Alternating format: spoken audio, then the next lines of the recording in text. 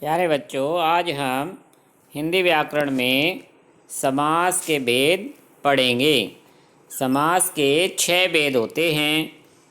अव्ययी भाव समास, तत्पुरुष समास, द्विगु समास, द्वंद्व समास, कर्मधारय समास और बहुव्रीहि समास।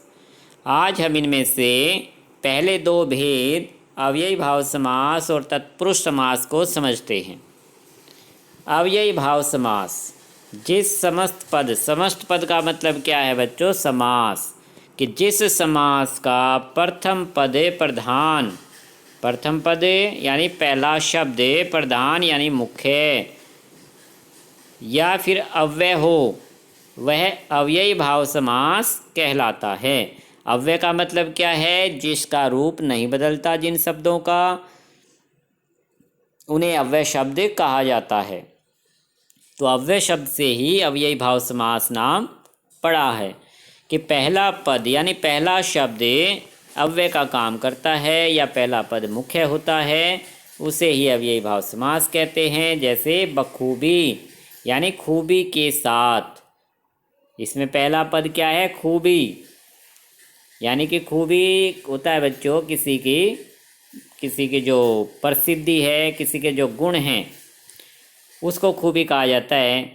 कि खूबी के साथ यानी बखूबी ये समास बना। इसमें खूबी शब्द एक अव्यय शब्द है, इसके रिंग वचन का प्रभाव नहीं पड़ता और खूबी शब्द ही इसमें प्रमुख है, प्रधान है। बाकी सभी उदाहरण आपको इसके पढ़ने हैं, याद करने हैं। दूसरी इसकी पहचान यह भी है बच्चों कि इसमें शब्द की आवृत्ति भी हो जाती है। जैसे हर रोज, रोज रोज, प्रत्येक, एक एक, यानी एक ही शब्द रिपीट होता है, तब भी वहाँ पर अव्ययी भाव समास पाया जाता है।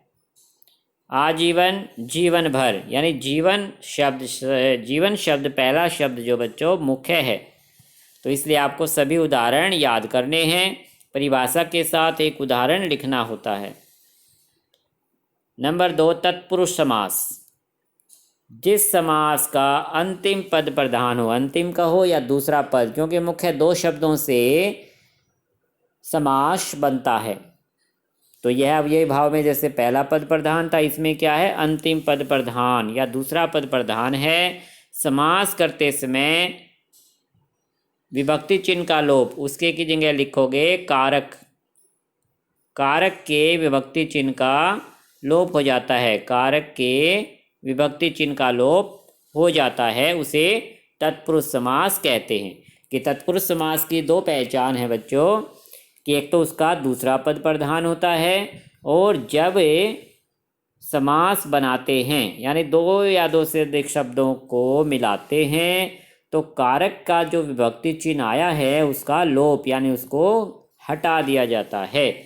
जैसे उदाहरण से समझिए, सबको प्रिय, कि जो सबको प्रिय होता है, तो सबको प्रिय लगने वाले को क्या कहेंगे? सर्वप्रिय। इसमें क्या किया हमने? को विभक्ति चिन्ह को हटा दिया गया। को जो कि कर्म कारक का विभक्ति चिन्ह है, और इसका दूसरा पद है कारक का प्रिय। प्रिय शब्द यहाँ पर प्रधान है, मुख्य है, तो इसलिए बच्चों दूसरा पद प्रधान है और समास बनाते समय विभक्ति चिन्ह को हटा दिया जाता है। और जो विभक्ति चिन्ह से तत्पुरुष समास में आते हैं उनकी पहचान क्या है? वो कारक के विभक्ति चिन्ह होते हैं। कारक कौन से होते हैं? कर्ता, ने, कर्म को करण से, संप्रदान के लिए, अपादान से, संबंध का, के, की, अधिकरण में, पर, और संबोधन हे, अरे। इस तरह से बच्चों 8 कारक होते हैं। इनकी विभक्ति चिन्ह इनमें आते हैं, लेकिन कर्ता और संबोधन कारक के विभक्ति चिन्हों का प्रयोग तत्पुरुष समास में नहीं किया जाता।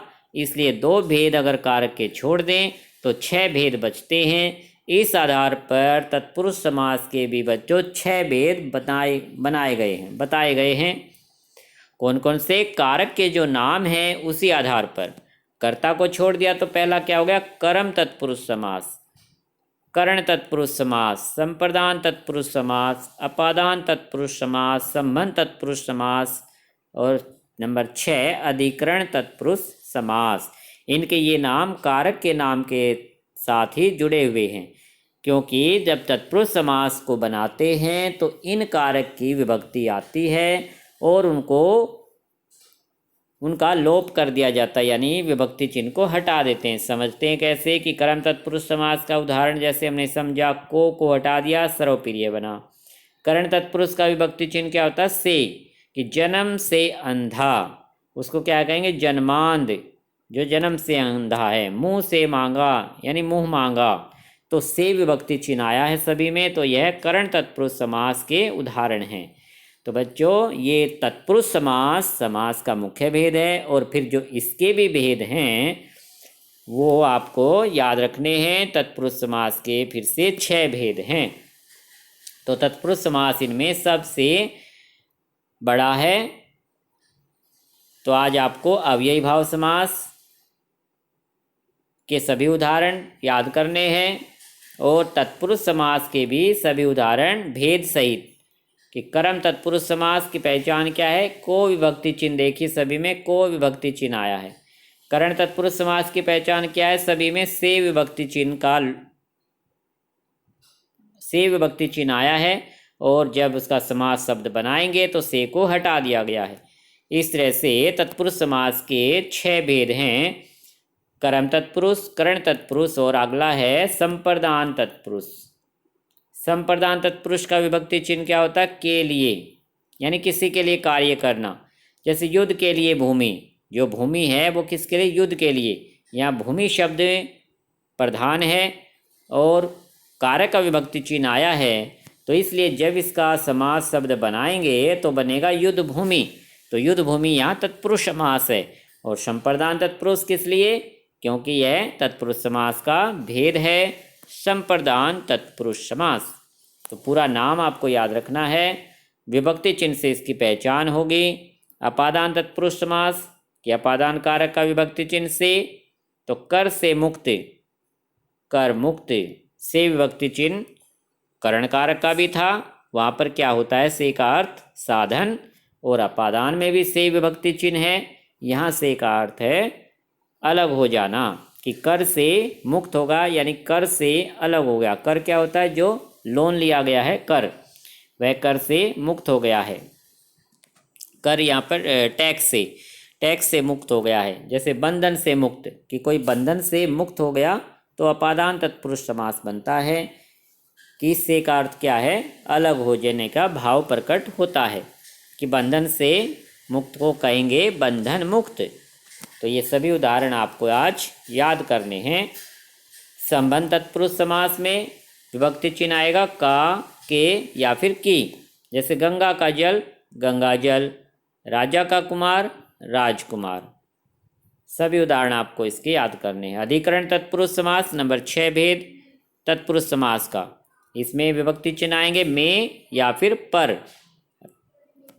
जैसे वन में वास, वनवास, सिर में दर्द, सिर दर्द, घोड़े पर सवार, घुड़सवार, अपने पर बीती, आप बीती। इस तरह से आपको ये बार बार रिवाइज करके याद करने अपनी हिंदी की व्याकरण की पुस्तक में से।